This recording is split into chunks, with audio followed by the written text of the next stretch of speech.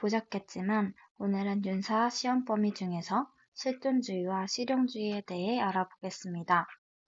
실존주의에는 키르케고르, 야스퍼스, 사르트르, 하이데거에 대해 이야기할 예정이고 실용주의에 대해서는 제임스와 듀이에 대해서 얘기할 예정입니다. 먼저 실존주의부터 볼게요.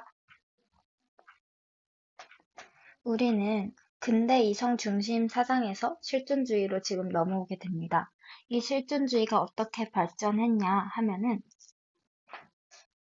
이성을 통해서 물질적 풍요는 얻었지만 여러 문제들이 생깁니다. 물질 만능주의나 개별 인간 문제, 인간 소외 등 다양한 문제가 나타나면서 근대 이성 중심 사상으로는 해결할 수 없는 문제점들이 생기죠. 그래서 이 이성주의를 비판하면서 나타난 것이 실존주의라는 개념입니다. 실존주의에서는 개인이 주체적 결단을 하는 게 최종 목표입니다. 그래서 주체성과 관련됐고 개별적인 것과 관련된다면 실존주의라고 볼 수 있습니다. 인간의 보편성보다는 고유 개인의 특성을 강조하는 것이 중요하다고 봅니다. 대표적 사상가들로는 분류를 할 수 있는데 일단 유실론적 실존주의의 키르케고르가 있습니다. 키르케고르는 선택과 죽음에 이르는 병이라는 개념을 제시합니다. 인간은 항상 이것이냐 저것이냐를 선택하는 구체적 상황에 놓인 존재입니다. 선과 선 또는 악과 악 사이에 양자택일을 가능합니다. 하지만 중요한 점은 선과 악, 이 두 곳의 이분법적 대립이 아니라는 것이죠. 어쨌든 선과 선, 악과 악 사이에서도 선택하는 것이 어렵습니다. 그래서 이로 인해서 우리는 불안과 고통을 느끼게 되고 여기서 결정을 회피하면서 생기는 감정이 절망이라는 것인데요. 이 절망을 키르케고르는 죽음에 이르는 병이라고 표현을 합니다. 이 죽음에 이르는 병에서 객관성은 답이 될 수 없고 여기서 주체적 선택을 강조하는 것입니다. 이 주체적 선택을 강조할 때 궁극적인 주체적 선택은 종교적 실존이라고 이야기합니다. 여기서 그럼 살펴보자면 인간 실존을 또 세 가지로 구분하는데요. 심미적 실존은 기본적인 향락을 추구하는 것입니다.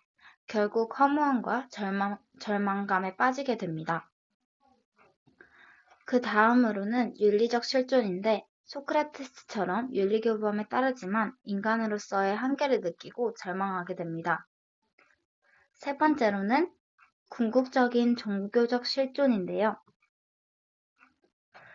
유한한 인간이 주체적으로 신을 믿기로 결정하는 것입니다. 이 믿기로 결정하는 과정에서 참된 실존을 회복할 수 있는 것인데요. 모든 것을 신에게 맡기는 삶을 살게 됩니다. 여기서 말하는 신은 초월적인 신을 이야기합니다. 그래서 여기서 나오는 개념이 신 앞에 선 단독자라는 개념입니다. 그래서 신 앞에 서서 단독자로서 내가 주체적인 결단을 내리는 존재가 되니까 종교적 실존을 추구해야 한다라고 하고 있죠. 유신론적 실존주의자의 키르케고르를 살펴봤는데 이 키르케고르를 계승한 사람이 야스퍼스입니다. 이 야스퍼스는 초월적 존재인 신을 통해서 이 한계 상황이라는 것을 극복할 수 있다고 생각을 했습니다. 여기와 반대되는 개념이 사르트르입니다. 사르트르는 무신론적 실존주의를 주장하는데요. 여기서 말하는 무신론이란 신을 믿지 않고 인간은 우연히 던져진 존재입니다. 그래서 미리 주어진 본질이나 목적도 없습니다. 그래서 인간은 자유롭도록 운명 지어진 존재라고 볼 수 있는데요. 매 순간 주체적인 선택을 해야 합니다. 그래서 실존은 본질에 앞선다라는 말이 있는데 실존을 통해서 자신의 본질을 만들어 나가는 것이라고 이해하시면 더 쉬울 것 같아요. 여기에 자유롭도록 운명 지어진 존재라고 얘기를 하는데 우리는 매 순간순간 선택할 수 있는 자유가 있지만 자유 그 자체를 선택할 수는 없습니다. 그래서 원하지 않아도 우린 자유로운 존재이고 선택과 관련된 책임을 피할 수도 없게 되죠. 그로 인해서 또 불안이 생기고 이 과정에서 자유의 주체성을 부정하고 고정원리, 신에 순응하는 자세 등을 보이는 것을 불성실이라고 언급을 합니다. 이 불성실을 벗어나려면 주체적 결단으로서 할 수 있는데 자신의 삶을 책임지는 자세를 강조합니다. 이 사르트르에서 넘어가서 이제 계승한 사람이 바로 하이데거입니다. 하이데거는 세계와 나의 관계를 중시하는 인간인데요. 여기서 봐야 될 점은 현존재라고 표현한 점과 죽음이라는 키워드들입니다. 죽음을 통해서 자신의 실존을 회복할 수 있다는 이야기를 하고 있습니다. 지금 키르케고르부터 야스퍼스, 사르트르, 하이데거까지 실존주의자들을 간단하게 살펴보았는데요. 생각보다 어려운 개념이지만 이렇게 전체적인 맥락에서 바라본다면 결국에는 같은 이야기를 하고 있어요. 실존주의는 인간의 개체성과 주체성을 강조하고 있고 해결화에 대한 반성을 이끌어낼 수 있는 의의가 있습니다. 또 책임감을 바탕으로 우리가 주체적이고 능동적인 삶을 살 수 있도록 해주죠. 이성주의의 문제점이었던 인간소의 비인간화, 이성중심주의를 비판하고 성찰할 수 있는 기회까지 주는 것이 실존주의입니다. 하지만 실존주의에서 도덕 판단을 임의적 선택에 불과한 것으로 오해를 유발할 수 있다는 점이 주의해야 할 점입니다. 다음으로는 실용주의로 넘어가 볼게요. 교과서에 보면 나와 있듯이 실용주의는 19세기 말 미국 산업화 시기에 과학적 사고방식이 널리 퍼졌고 실생활에 유용한 지식을 강조하면서 나타나게 됩니다. 영국의 경험론과 진화론도 영향을 받아서 실용주의라는 개념이 나타나게 됩니다. 우리의 지식의 가치 판단은 실생활의 유용성을 보는 것입니다. 그냥 도덕적 가치, 기존에 계속 탐구했던 도덕적인 가치, 고상한 가치보다는 우리 실생활에서 유용한 것을 따르자는 입장인데요. 쉽게 비유를 해보자면 실용주의는 우리나라의 실학이라고 보면 될 것 같아요. 여기서 실학은 우리 실생활에서 꼭 필요한 학문들을 이야기하는데요.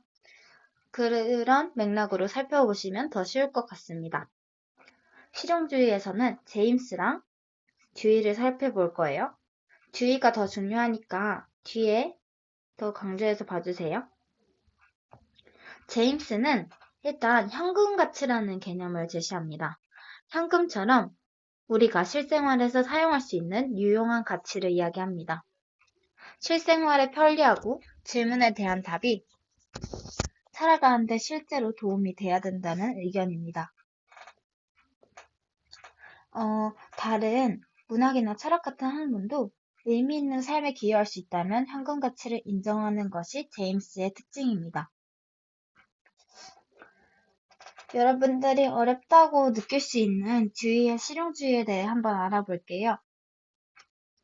듀이는 일단 주요적으로 얘기했던 개념이 도구주의입니다.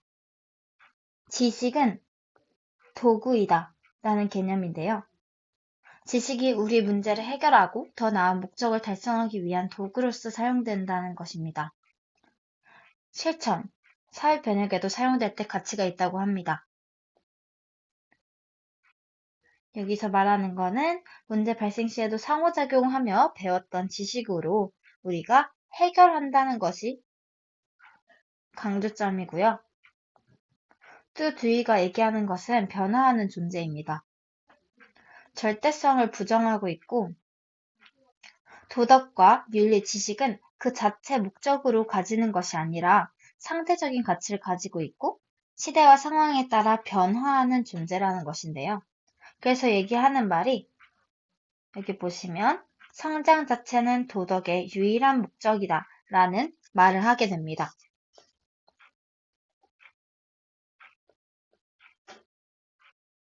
우리는 계속해서 성장을 해 나가야 됩니다. 그 과정에서 실천적인 성격을 가진 지성을 이용해서 선택을 하는 것이 중요한데요. 지성적 탐구를 통해서 우리는 성장할 수 있습니다. 실용주의에서는 약간 실천적이고 현실적이고 실험적인 그런 개성들이 좀 나타나게 되는 것 같습니다. 한 개부터 살펴보자면 도덕의 본질적 가치를 훼손할 수 있습니다. 도덕을 단순 도구로 취급했던 듀이의 입장에서 보면 그럴 수 있겠다는 생각이 듭니다.